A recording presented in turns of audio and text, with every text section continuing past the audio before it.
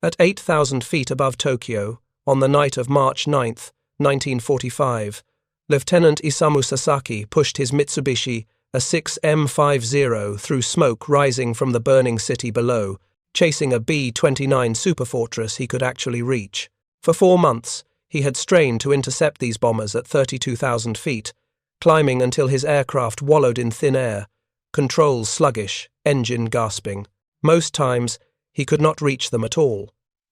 When he did, his Zero handled so poorly at extreme altitude that effective attack was nearly impossible.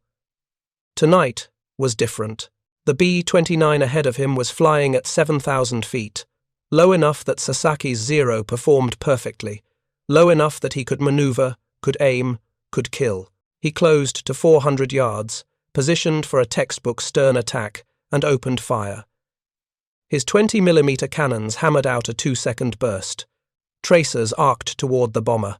Some rounds struck the tail section. Minor damage. Not enough. The B-29's tail gunner returned fire. 50 caliber rounds tore past Sasaki's canopy. He broke left, evaded, tried to reposition, but his ammunition was gone. 2 seconds of firing had exhausted his cannon rounds. He dove away, heading for lower altitude, and watched the bomber continue on course, untouched, dropping its incendiaries into the inferno below. Sasaki had just experienced something that 4 months earlier would have seemed impossible. He had intercepted a B-29 at an altitude where his fighter performed flawlessly. He had achieved a perfect attack position. He had scored hits, and it had accomplished nothing. The bomber flew on. The city burned. And in that moment, Sasaki understood that something fundamental had changed. The Americans had abandoned their greatest advantage, and somehow that made them unstoppable. If you're enjoying this deep dive into the story, hit the subscribe button and let us know in the comments from where in the world you are watching. From today, Lieutenant Isamu Sasaki had been fighting since 1942. Born September 15, 1921 in Saitama Prefecture, north of Tokyo, he had joined the Imperial Japanese Navy at age 18 and completed flight training in 1941. By Pearl Harbor, he was flying Zeros with the Tainan Air Group in the Philippines. He had fought over Java, New Guinea, and the Solomons before being assigned to home defense in mid-1944. By that time, Sasaki had 7 confirmed victories. He was considered an experienced pilot, though not an ace. He understood his aircraft intimately. The Zero's strengths: exceptional maneuverability at low altitude, long range, excellent rate of climb below 20,000 feet. The Zero's weaknesses: fragile construction, no armor protection, poor performance above 30,000 feet, tendency to lose control, effectiveness at high speed. When intelligence briefings in July 1944 warned that American B-29 bombers would soon strike Japan from the Marianas, Sasaki paid careful attention to the aircraft's specifications. Service ceiling: 31,850 feet. Cruising speed: 358 miles per hour at 25,000 feet. Defensive armament: 1250 caliber machine guns in remote-controlled turrets. The numbers were impressive but not terrifying. The Zero could reach 31,000 feet. Interception would be difficult but possible. What the briefings did not explain was the difference between service ceiling and combat ceiling. The Zero's official service ceiling was listed as 36,250 feet for the latest A6M5 model. That number represented the absolute maximum altitude the aircraft could reach in ideal conditions: light fuel load, no ammunition, no combat maneuvering, climbing at the most efficient airspeed for maximum altitude gain. Combat ceiling was different. Combat ceiling meant the altitude at which the aircraft could still fight effectively, could maneuver, could aim, could sustain combat for more than a few minutes before fuel exhaustion forced withdrawal. For the Zero, combat ceiling was realistically around 28,000 feet.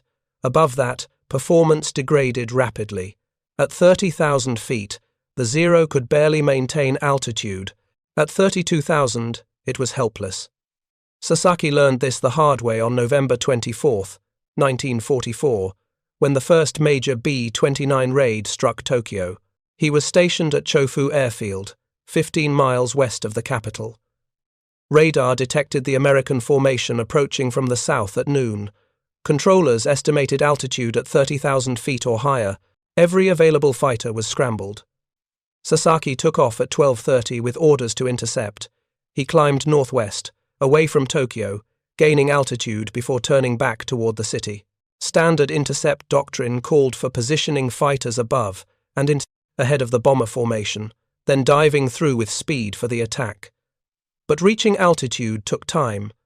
The Zero climbed well to 15,000 feet, reaching that altitude in about 6 minutes.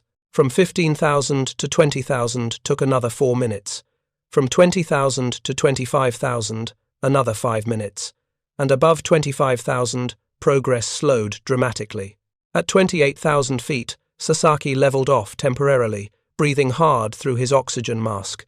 The thin air made every physical movement exhausting. His engine temperature was climbing.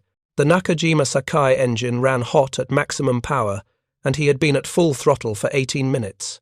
He scanned the sky above, searching for the bombers. There, silver specks against blue sky, impossibly high, at least 4,000 feet above him, maybe more. He pushed the throttle forward again, coaxing more altitude from his struggling engine. The Zero climbed. 300 feet per minute, then 200, at 30,000 feet, barely 100 feet per minute. The controls felt wrong, mushy, unresponsive. At sea level, the Zero's controls were light and precise, responding instantly to the slightest input. Here, at extreme altitude, he had to push hard on the stick, just to bank gently. Pulling back to climb steeper resulted in an immediate buffet, the airframe shaking, warning of an impending stall. He eased the nose down slightly, trading climb rate for airspeed, trying to maintain control. Above him, the B-29 seconds flew on, steady and level. Their contrails stretched across the sky, long white lines that marked their passage. Sasaki could see their bomb bay doors, could see markings on their tails, but he could not reach them. After 25 minutes of maximum effort climbing, he had gained perhaps 500 feet beyond 30,000. The bombers remained 3,000 feet above, untouchable. Other Zero pilots reported similar experiences. Flight Petty, Officer Sadamu Komachi managed to climb to 31,000 feet after 30 minutes. He positioned ahead of the bomber stream and attempted a diving attack. The dive gave him speed. He accelerated to over 400 miles per hour, closing rapidly on the nearest B-29. At 600 yards, the bomber's gunners opened fire. Tracers converged from multiple turrets, dozens of 50 caliber rounds per second. Komachi jinked through the fire, closed to 400 yards, and opened fire with his 20mm cannons. A 2-second burst. Maybe 3 rounds hit. Then Komachi was past, flashing beneath the bomber at over 450 miles per hour.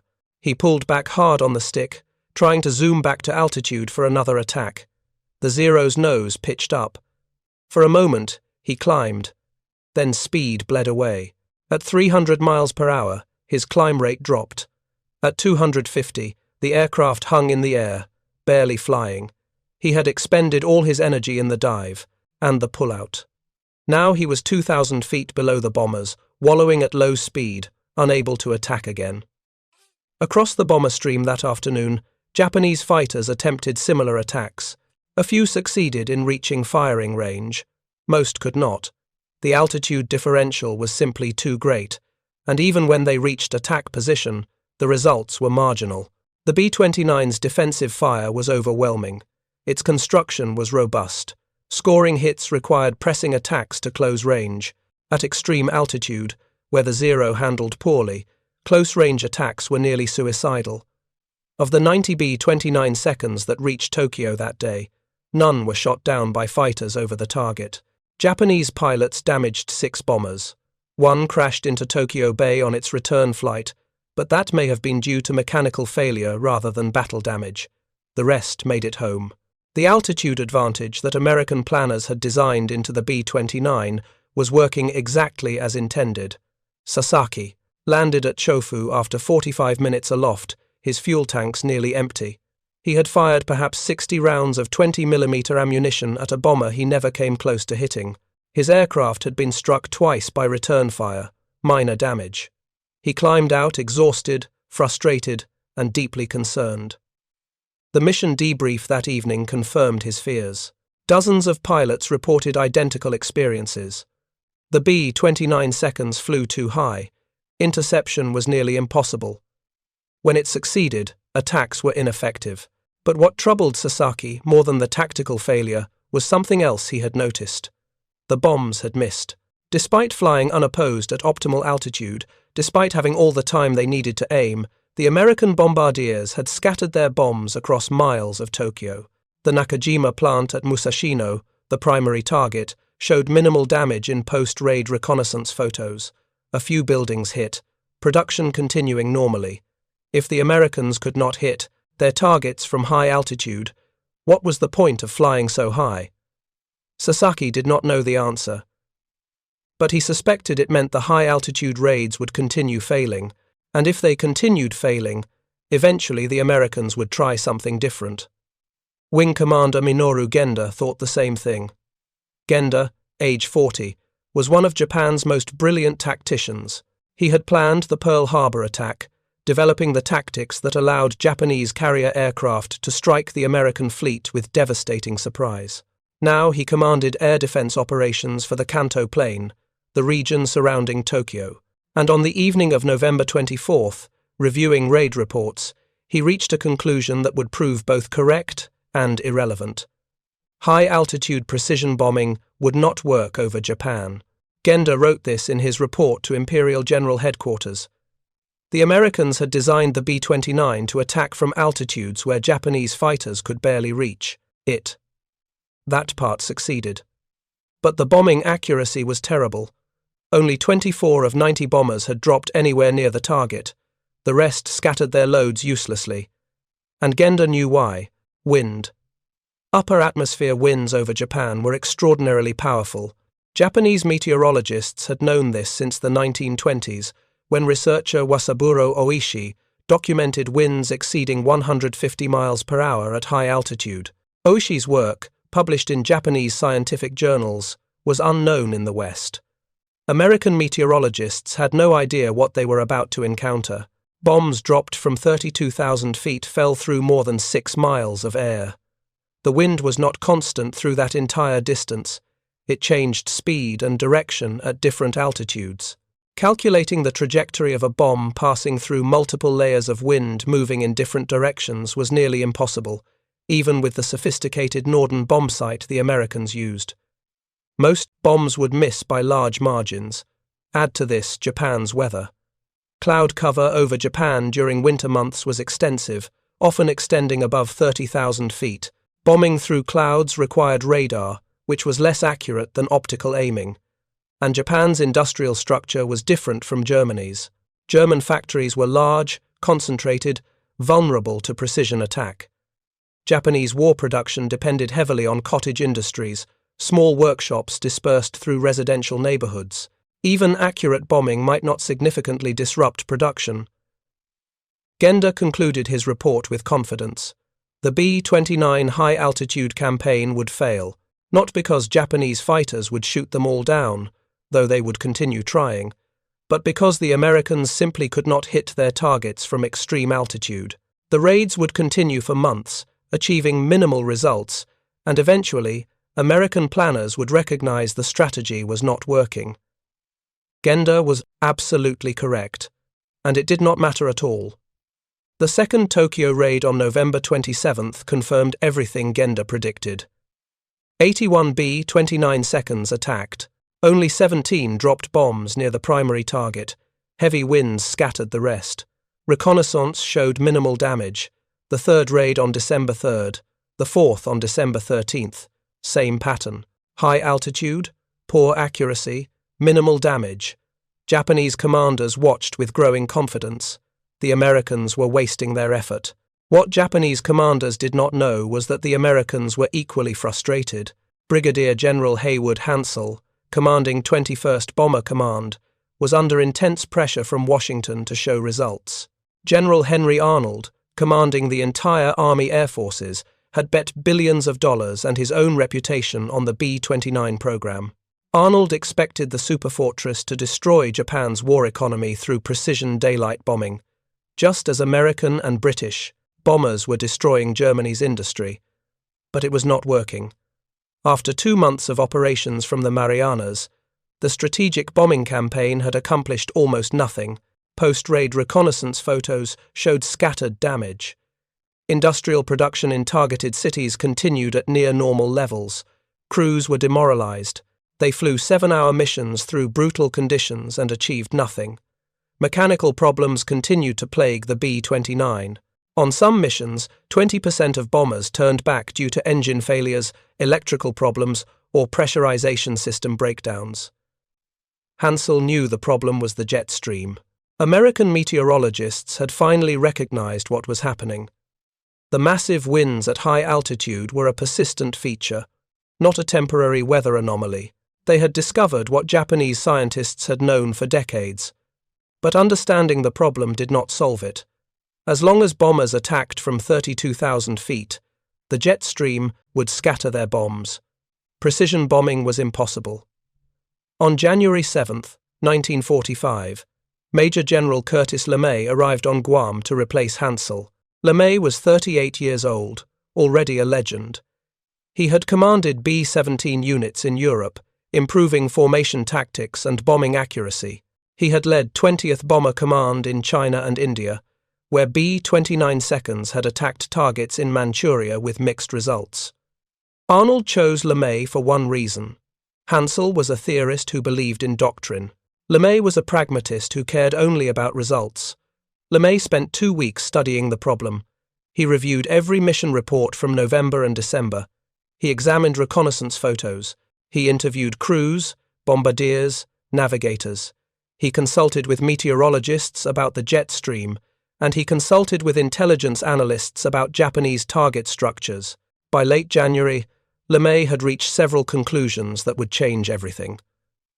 First, high altitude. Precision bombing would never work over Japan. The jet stream made accuracy impossible. Cloud cover obscured targets. Japan's dispersed industrial structure meant that even successful precision attacks would have limited effect. The entire strategy that justified the B-29's design was fatally flawed. Second, Japanese cities were extraordinarily vulnerable to fire. Unlike German cities built of stone and concrete, Japanese cities were built primarily of wood and paper.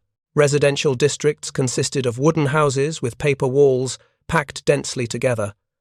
A few incendiary bombs could start fires that would spread rapidly, feeding on the wooden construction. Previous raids that had accidentally hit urban areas with incendiaries showed spectacular results. Entire neighborhoods burned. Third, Japan's war production depended on cottage industries dispersed through those residential neighborhoods. Small workshops produced components that fed into major factories. Precision bombing could not destroy thousands of small workshops, but fire could. Burn the residential districts, destroy the cottage industries, and the entire supply chain feeding Japan's war factories would collapse. Fourth, Japanese air defenses were optimized for high-altitude interception. Night fighters were few in number. Anti-aircraft batteries were positioned around specific industrial targets, not dispersed across urban areas. Searchlight networks were designed to illuminate high-altitude formations. If B-29 seconds attacked at low altitude at night, Japanese defenses would be far less effective than expected. LeMay began testing these theories. On February 19th, he ordered an experimental raid. 79 B-29 seconds attacked targets on Honshu at 25,000 feet using a mixture of high explosives and incendiaries. Results were moderate. Then came February 23rd. 172 B-29 seconds struck Tokyo from 25,000 feet with pure incendiaries. The raid dropped over 400 tons of firebombs on residential and industrial districts. Over 1 square mile burned. It was the most effective raid since operations began. LeMay studied the results carefully. The incendiaries worked, but the raid had still been hampered by the jet stream at 25,000 feet. Bombing accuracy was marginal. What if the bombers came down much lower? Say, 7,000 feet, At that altitude, the jet stream would have minimal effect. Navigation would be easier, bombing accuracy would improve dramatically, and fuel consumption would be lower, allowing heavier bomb loads. The objections were immediate and obvious. 7,000 feet put the bombers well within range of Japanese anti-aircraft guns. Night fighters would have an easier time intercepting at lower altitudes. The entire point of the B-29's pressurized cabin and high-altitude capability would be thrown away. Every tactical advantage would be abandoned. But LeMay had analyzed Japanese night defenses in detail. Intelligence reports showed Japan had perhaps 60 operational night fighters total, and most lacked airborne radar. Japanese pilots were trained to intercept high-altitude daylight formations using ground-controlled vectors and visual acquisition. At night, at low altitude, with smoke from fires obscuring everything, interception would be extremely difficult. Anti-aircraft defenses looked more threatening on paper than in practice. Japanese batteries were concentrated around specific targets, factories, and ports. Fire control was primarily optical, using searchlights to illuminate targets. But searchlights designed to reach 30,000 feet struggled to depress low enough for 7,000-foot targets. And even when gunners acquired targets, the bombers would be passed in seconds, moving at 300 miles per hour through darkness and smoke.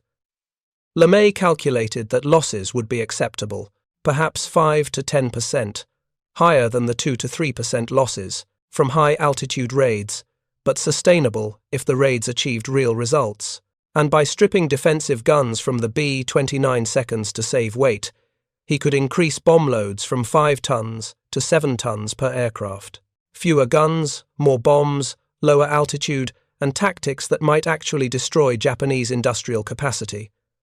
On March 6th, LeMay briefed his group commanders on the plan. The reaction was exactly what he expected.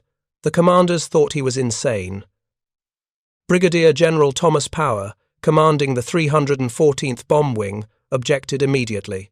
5,000 to 9,000 feet altitude meant flying directly into Japanese gun range. Stripping defensive armament meant aircraft could not fight back if intercepted. Sending bombers individually rather than in formation meant they could not provide mutual fire support. The plan violated every principle of bomber operations. LeMay listened to the objections, then explained his reasoning. Japanese night defenses were weak. Searchlight coverage at low altitude was poor. Fire control radar was scarce. By coming in low at night with individual aircraft spread across 2 hours, the bombers would overwhelm the defenses through numbers and timing. The first wave would mark targets with incendiaries. Following waves would bomb into the fires. The result would be a firestorm that would consume miles of urban area. The commanders remained skeptical, but had no better alternatives. High-altitude precision bombing was failing. Something had to change. LeMay ended the briefing with a simple statement. If this doesn't work, I'll probably be fired. But we're going to try it anyway. The target was Tokyo. The date was March 9th, 1945.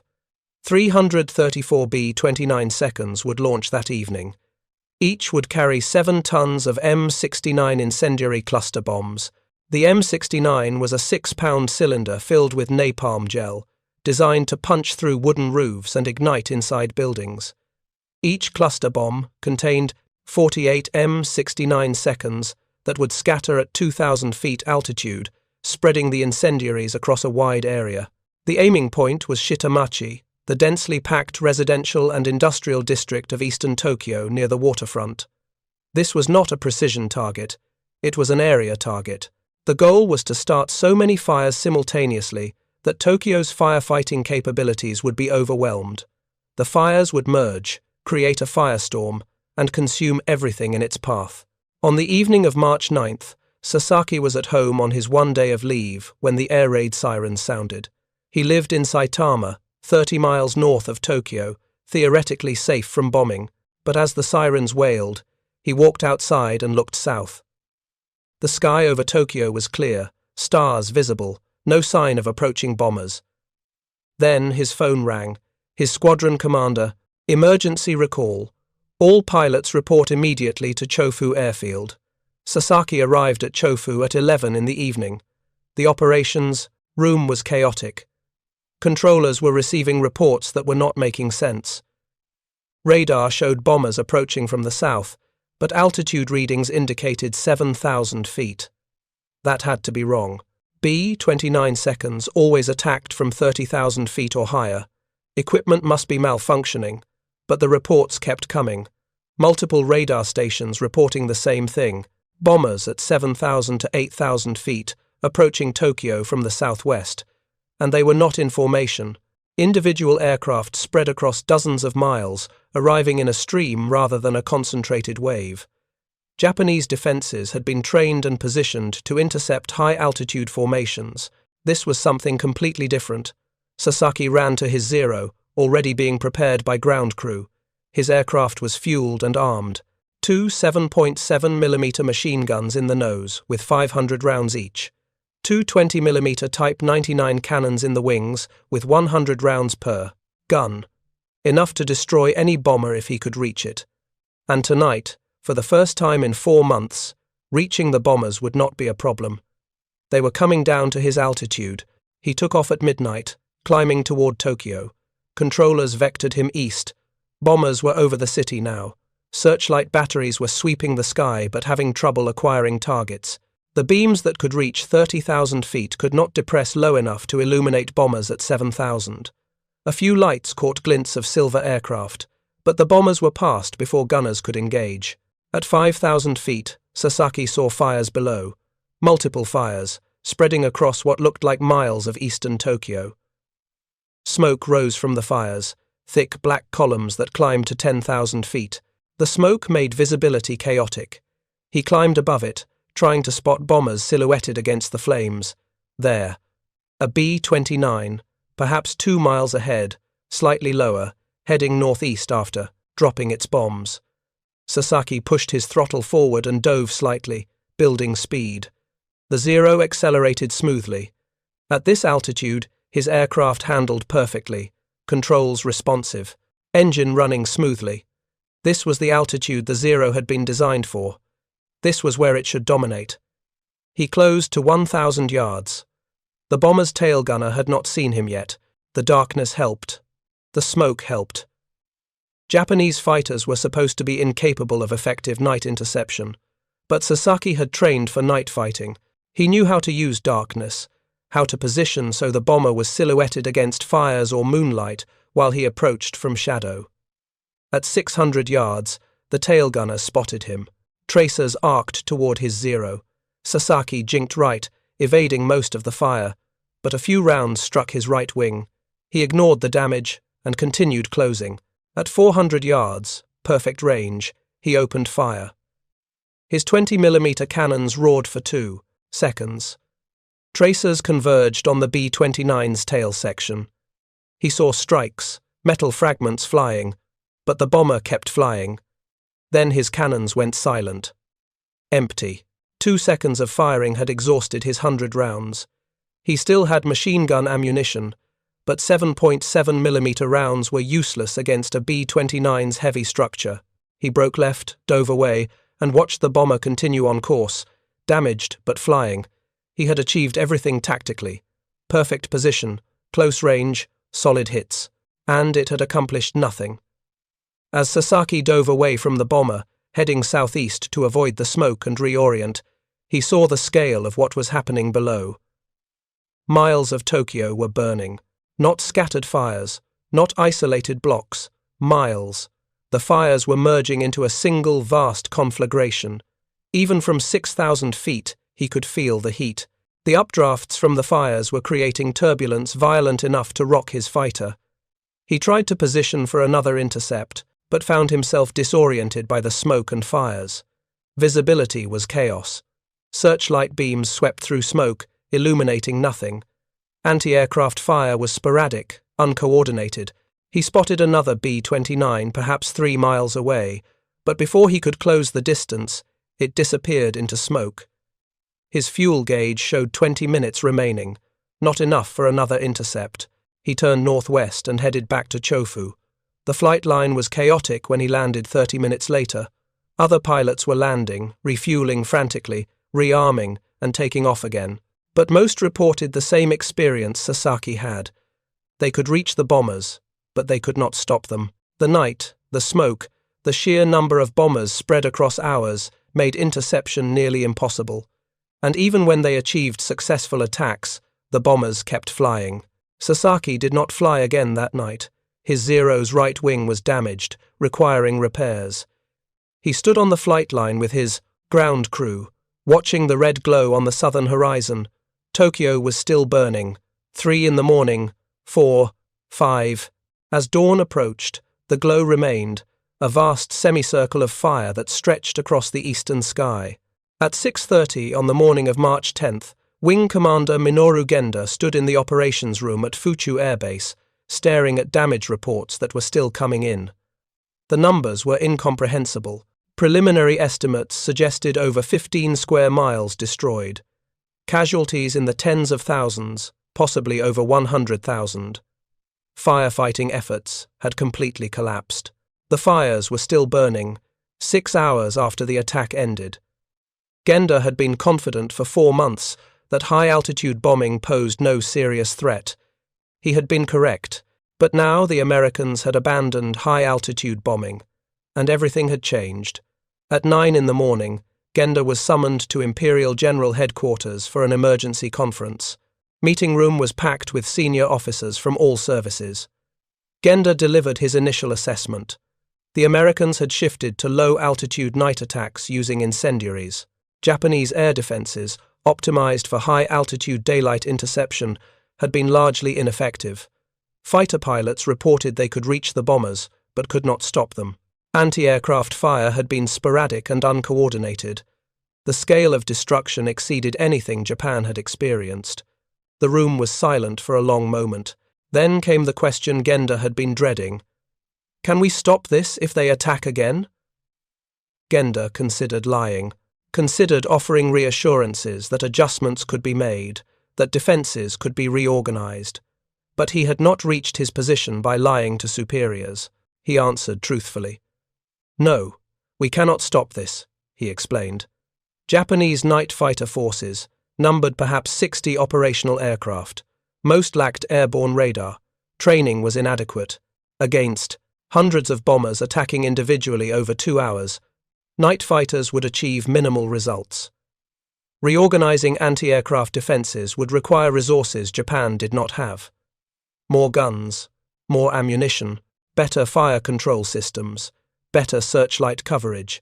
And even with all that, the Americans were dropping incendiaries. Shooting down 10 or 20 bombers would not prevent the others from creating firestorms. The fundamental problem was one of numbers and capabilities. America could build hundreds of B-29 seconds.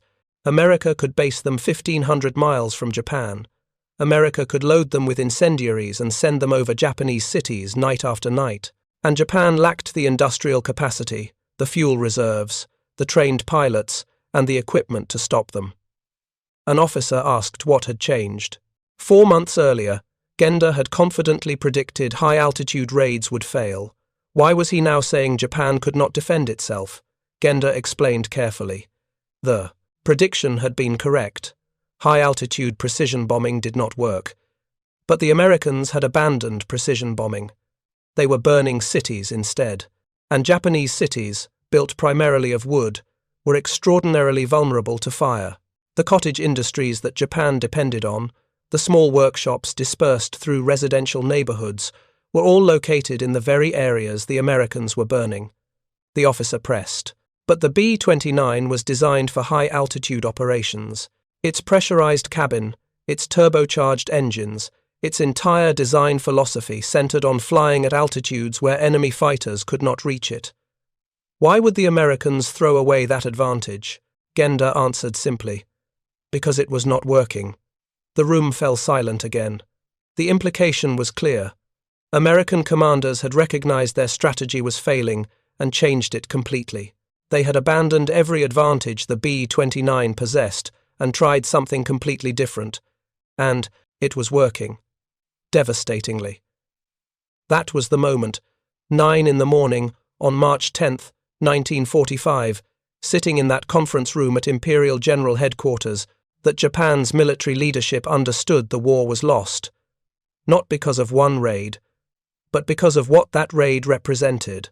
American willingness to adapt, to sacrifice tactical advantages in pursuit of strategic objectives, and to apply overwhelming force until they found something that worked.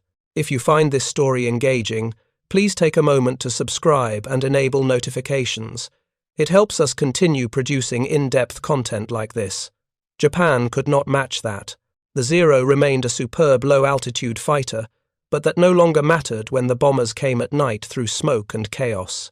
Japanese industry could still produce weapons, but not when the workers had no homes. Japanese soldiers could still fight, but not when their supply lines were consumed by fire.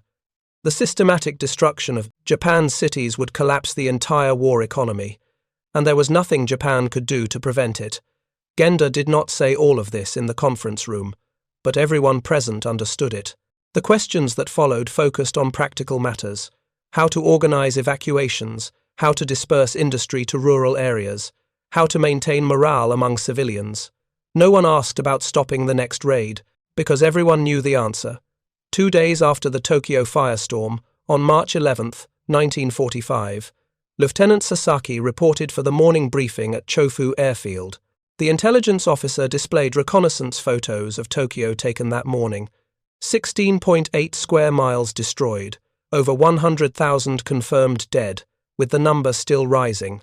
Approximately 267,000 buildings burned to the ground, 1 million people homeless.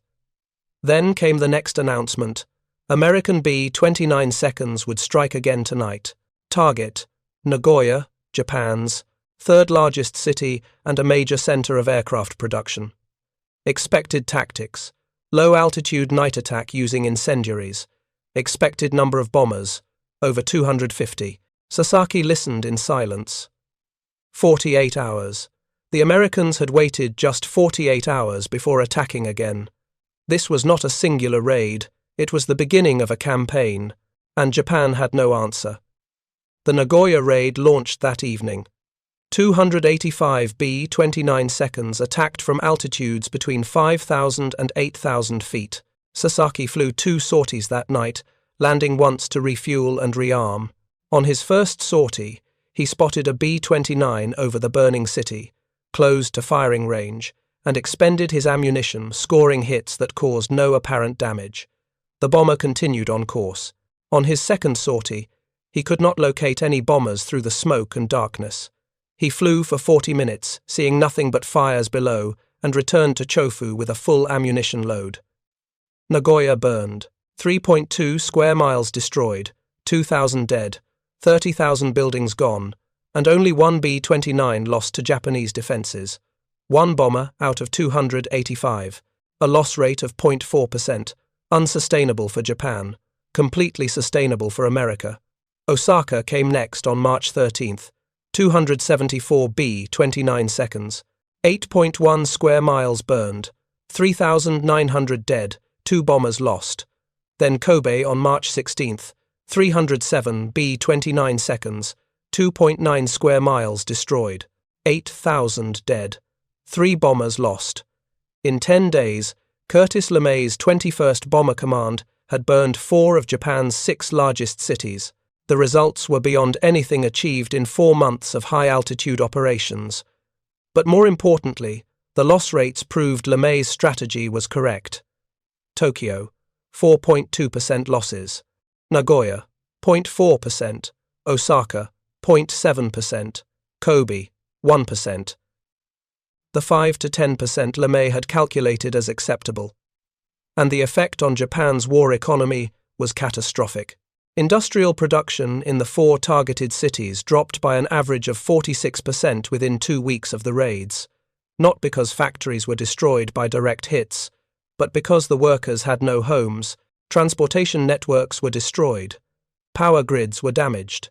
The cottage industries that produced components for major manufacturers were simply gone, burned to ash. The supply chain feeding Japan's war production was collapsing. Aircraft factories that assembled fighters could not get engines because the small workshop that produced magnetos had burned. Ammunition factories could not get brass casings because the distributor in Osaka had been destroyed. Tank production halted because ball-bearing suppliers in Nagoya no longer existed. The entire industrial ecosystem was disintegrating. For Lieutenant Sasaki, the shift from high altitude to low altitude raids represented a complete inversion of the tactical situation.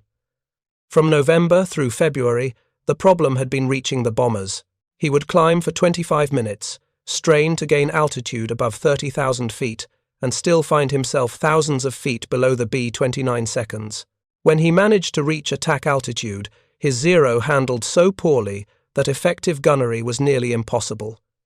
The few times he scored hits, the damage was minimal. Now, in March and April, reaching the bombers was trivial. They flew at 7,000 to 9,000 feet. Sasaki could be at that altitude within 10 minutes of takeoff. His Zero performed perfectly. Controls responsive, engine running smoothly.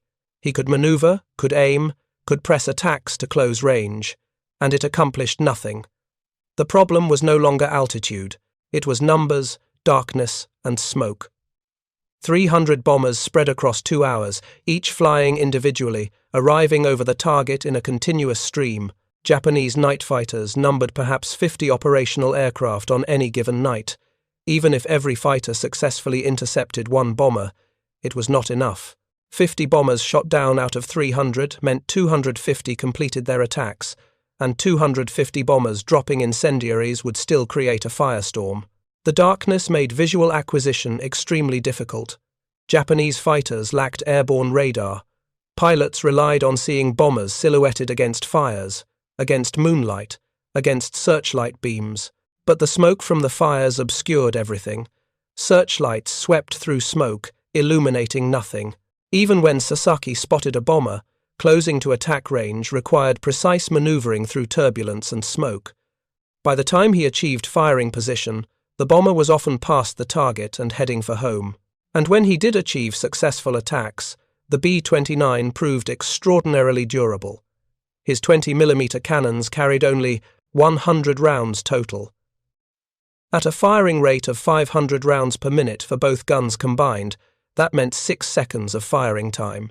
In practice, pilots fired in short bursts, 2 to 3 seconds each, to ensure hits. One successful burst exhausted the cannons, and unless that burst struck critical components, the engine, the wing spar, the fuel tanks, the B-29 kept flying. Sasaki's experience on March 9th was repeated dozens of times by other Japanese pilots through March and April. Achieve perfect attack position, score solid hits, watch the bomber fly on, land to rearm, take off again, repeat. And Tokyo continued burning. Nagoya burned, Osaka burned, Kobe burned. By late March, Curtis LeMay faced a different problem. He had run out of incendiaries. His command had dropped over 13,000 tons of M69 firebombs in 10 days, exhausting the stocks available in the Marianas. Resupply ships carrying more incendiaries were en route from the United States, but would not arrive for several weeks. LeMay shifted temporarily to high-explosive attacks on specific targets, primarily aircraft factories and oil refineries. These raids returned to medium altitude, around 18,000 to 22,000 feet. Not the 32,000 feet of November and December, but high enough to reduce losses from anti-aircraft fire while staying below the worst of the jet stream. The attacks achieved moderate results, better than the failed high-altitude precision raids of late 1944, but nowhere near as effective as the low-altitude incendiary raids. The contrast was undeniable. Precision bombing from medium altitude might destroy specific buildings. Incendiary bombing from low altitude destroyed entire cities. Precision bombing required weeks to produce measurable effects on industrial production. Incendiary bombing halted production within days. The lesson was clear. If the goal was to destroy Japan's ability to wage war, low-altitude area attacks were the only effective method. By mid-April, fresh supplies of incendiaries arrived in the Marianas. LeMay resumed the low-altitude campaign. Tokyo was hit again on April 13th. 11.4 square miles burned, 2,200 dead. Kawasaki, Yokohama, and Nagoya were struck in late April. Each raid followed the same pattern: night attack, low altitude, incendiaries, massive destruction, minimal losses. Japanese defenders continued trying. Fighter pilots flew mission after mission, anti-aircraft gunners fired thousands of rounds, searchlight crews swept the skies, but the results remained marginal. On some raids, Japanese defenses shot down 5 or 6 bombers. On others, only 1 or 2. The Americans lost perhaps 2% of attacking aircraft on average, completely sustainable, and the psychological effect on Japanese pilots was devastating. Sasaki had entered the war believing in the superiority of Japanese training, Japanese spirit, Japanese equipment. The Zero, he had been taught, was the finest fighter in the world. Japanese pilots, with their rigorous training and dedication, were unmatched. American pilots were soft, undisciplined, inferior. The reality had shattered those beliefs progressively over 3 years of war. By 1945, Sasaki understood that American pilots were neither soft nor inferior. They were well-trained, well-equipped, and supported by an industrial machine Japan could not match. The myth of Japanese superiority had died in the skies over the Solomons, over New Guinea, over the Philippines.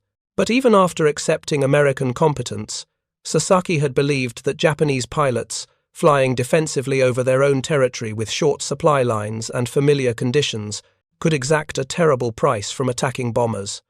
The B-29 raids from November through February had seemed to confirm this. The bombers flew high where interception was difficult, but when they were reached, they could be damaged. The defensive guns could be overwhelmed. Some were shot down. The low-altitude raids destroyed even that hope. The Americans came down to altitudes where interception should have been easy, and Japanese pilots still could not stop them, not because the pilots lacked skill, not because the Zero was suddenly inadequate at low altitude, but because the sheer scale of American operations, the number of bombers, the coordination of attacks, the willingness to accept losses, overwhelmed Japanese capabilities. Sasaki flew his final combat mission on May 25, 1945. Tokyo was being hit again, the third major incendiary raid on the capital. He took off from Chofu at 10 in the evening, climbed to 9,000 feet, and headed toward the fires already burning across southern Tokyo. Controllers vectored him toward incoming bombers. He spotted one, a B-29 approaching from the southeast at 8,000 feet. He positioned for an attack, close to 400 yards, and opened fire. His cannons fired for perhaps 3 seconds, longer than usual. He must have had extra ammunition loaded. Tracers converged on the bomber's left wing. He saw strikes, metal flying. Then the wing tank erupted. Flames spread rapidly along the wing. The bomber rolled left, nose dropping, and spiraled toward the city below.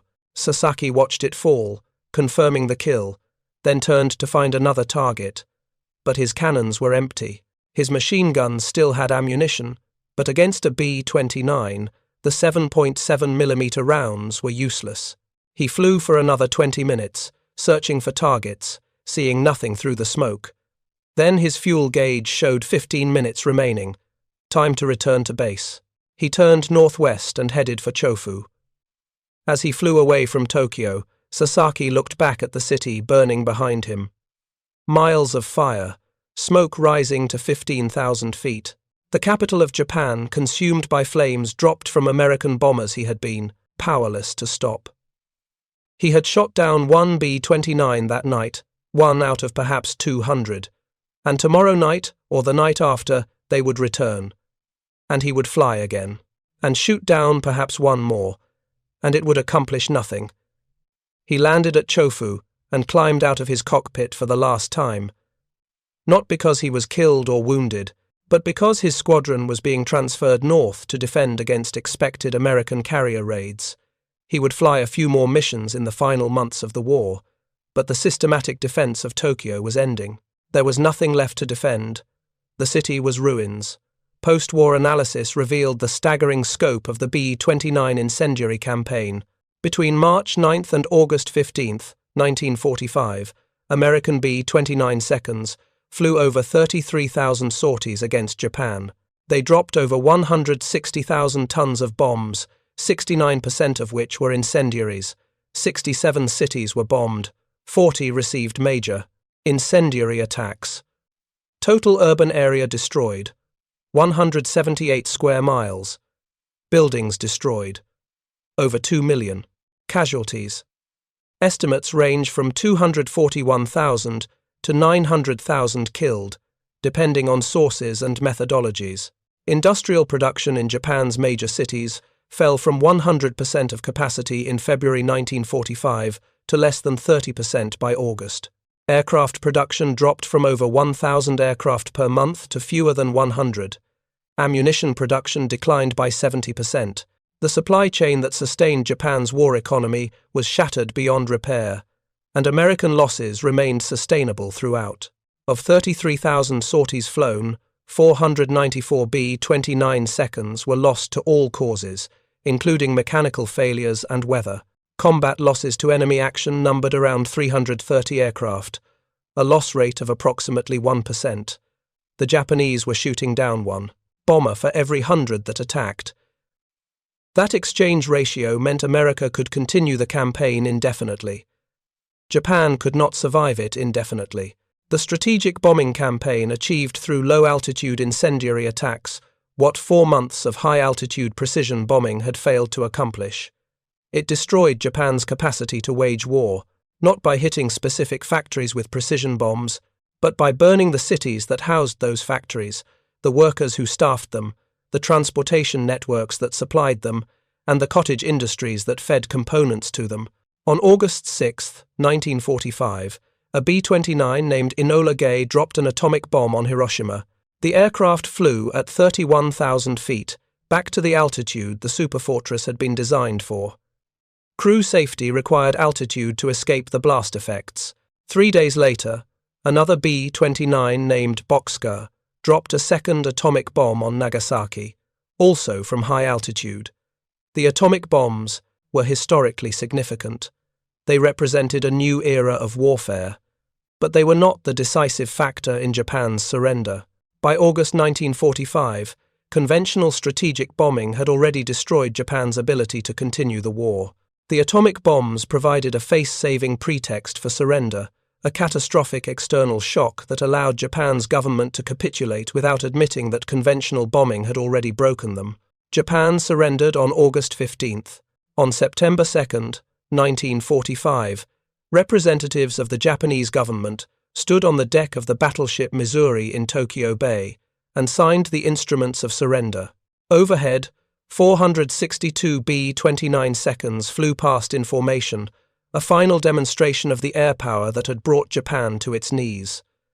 Lieutenant Isamu Sasaki did not attend the surrender ceremony. He was 23 years old when the war ended. He had survived over 300 combat missions across 4 years. He returned to his family's home in Saitama and tried to rebuild his life in a country devastated by the very bombers he had failed to stop. In 1952, American military historians interviewed Sasaki as part of a comprehensive study of Japanese air defenses during the war. The interviewer asked him to describe the greatest challenge he faced fighting the B-29. Sasaki's answer surprised them. The greatest challenge, he said, was not the November through February raids when the bombers flew at 32,000 feet. Those raids were frustrating. He could not reach the bombers effectively. When he did, his Zero handled poorly at extreme altitude. But those raids were failing. The bombs were missing their targets. Japanese commanders knew this. There was confidence that high-altitude bombing posed no serious threat. The greatest challenge came after March 9th, when the bombers came down to 7,000 feet. At that altitude, Sasaki's Zero performed perfectly. He could reach the bombers easily. He could maneuver, could aim, could press attacks. Everything tactical was in his favor, and it accomplished nothing. That was the moment, Sasaki said, when Japanese pilots understood the war was lost. Not because they could not reach the bombers, but because reaching them was not enough. The Americans came down to altitudes where Japanese fighters should have dominated, and Japanese fighters still could not stop them. If Japan could not defend itself when the enemy deliberately gave up their altitude advantage, what hope was there? The interviewer asked why Sasaki thought the low-altitude attacks succeeded when conventional tactical doctrine suggested they should have resulted in heavy losses.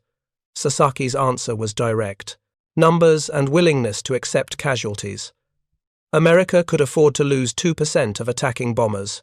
Japan could not afford to lose 2% of defending fighters. America could replace lost aircraft within weeks. Japan could not replace lost pilots at all. And more fundamentally, the Americans were willing to abandon every advantage the B-29 possessed in pursuit of results. The pressurized cabin, the turbocharged engines, the high-altitude capability, all were thrown away when they proved ineffective. The B-29's greatest strength was not its ability to fly higher than Japanese fighters could reach. Its greatest strength was that when flying high did not work, American commanders came down low and tried something completely different. Wing Commander Minoru Genda, in his own post-war writings, reached similar conclusions. Genda had initially been confident that high-altitude precision bombing would fail. He was proven correct, but that correctness meant nothing because the Americans did not persist with a failing strategy. They adapted. Genda wrote that Japan's greatest strategic mistake was assuming the enemy would continue tactics that favored Japanese strengths. Japanese air defenses were optimized for high-altitude interception. When the Americans came down low, those defenses became largely irrelevant. Reorganizing them would have required resources Japan did not possess. And even with unlimited resources, Genda doubted Japan could have stopped the low-altitude campaign. The fundamental problem was industrial capacity. America could build B-29 seconds faster than Japan could shoot them down. America could train crews faster than Japan could kill them. America could produce incendiaries in quantities that overwhelmed any defensive measures. And America was willing to do whatever was necessary to win, including abandoning the very advantages their most expensive weapon system was designed to possess. Genda concluded his analysis with a simple observation. The B-29 campaign succeeded not because of superior technology, though American technology was superior. It succeeded because of superior strategy, superior resources, and superior adaptability. Japan fought the war it was prepared to fight. America fought the war necessary to win. Those are not always the same thing. The irony that both Sasaki and Genda recognized was complete. For 4 months, from November 1944 through February 1945, the B-29 operated exactly as designed: high altitude, pressurized cabin, beyond the reach of Japanese fighters. It was untouchable, and it was ineffective. The bombs missed, the strategy failed. Curtis LeMay ordered the B-29 seconds down to 7,000 feet. He stripped their defensive guns. He abandoned every advantage the aircraft's $3 billion development program had been designed to create. And that was when the B-29 became the most devastating weapon of the Pacific War. The aircraft designed to bomb from altitudes where Japanese fighters could not reach it only became effective when it came down to altitudes where Japanese fighters could reach it easily. The altitude advantage that defined the B-29's design philosophy turned out to be tactically meaningless. The real advantage was industrial capacity, logistical capability, and the willingness to adapt when initial strategies failed. Lieutenant Sasaki understood this better than most. He had experienced both phases of the campaign: the high-altitude raids where he could not reach the bombers, the low-altitude raids where he could reach them but could not stop them. And he recognized that the second phase was far more psychologically devastating than the first. When the B-29 seconds flew at 32,000 feet, Japanese pilots could tell themselves that with better equipment, better tactics, better training, they might eventually counter the threat. The problem seemed solvable. But when the B-29 seconds came down to 7,000 feet and still could not be stopped, Japanese pilots realized the problem was not technical or tactical. It was fundamental. Japan lacked the resources to win a war of attrition against an enemy with America's industrial capacity. That realization, more than any single raid or any single defeat, broke Japanese military morale. The B-29 campaign demonstrated that Japan could not defend its own cities despite fighting desperately with every resource available. And if Japan could not defend its cities, it could not continue the war. The strategic bombing campaign, conducted primarily at low altitude using incendiaries, destroyed Japan's ability and will to fight. It did so not through the technological superiority of the B-29's high-altitude capability, but through the brute effectiveness of burning cities from 7,000 feet. The most sophisticated bomber in the world achieved its greatest success by abandoning sophistication in favor of simple, overwhelming force. That was the lesson of the B-29 campaign. Technology matters, but adaptability matters more. The best weapon system in the world is useless if employed in ways that do not work, and sometimes achieving results requires abandoning every advantage you possess and trying something completely different. The B-29 Superfortress was designed to bomb from 32,000 feet where Japanese fighters could not reach it. That design failed, so American commanders brought it down to 7,000 feet where Japanese fighters could reach it easily. And that succeeded. The irony defined the campaign. The aircraft's greatest strength was not its altitude capability. It was the willingness of American commanders to throw that capability away when it proved ineffective. Lieutenant Sasaki survived the war and lived until 1998, dying at age 76. In his later years, he occasionally spoke to historians and aviation enthusiasts about his experiences. When asked what single American weapon had the greatest impact on the war, he never hesitated. The B-29. Not because it flew higher than Japanese fighters could reach, but because when flying high did not work, it came down low and burned Japan to the ground. And Japan had no answer to that. Thank you for watching. For more detailed historical breakdowns, check out the other videos on your screen now, and don't forget to subscribe.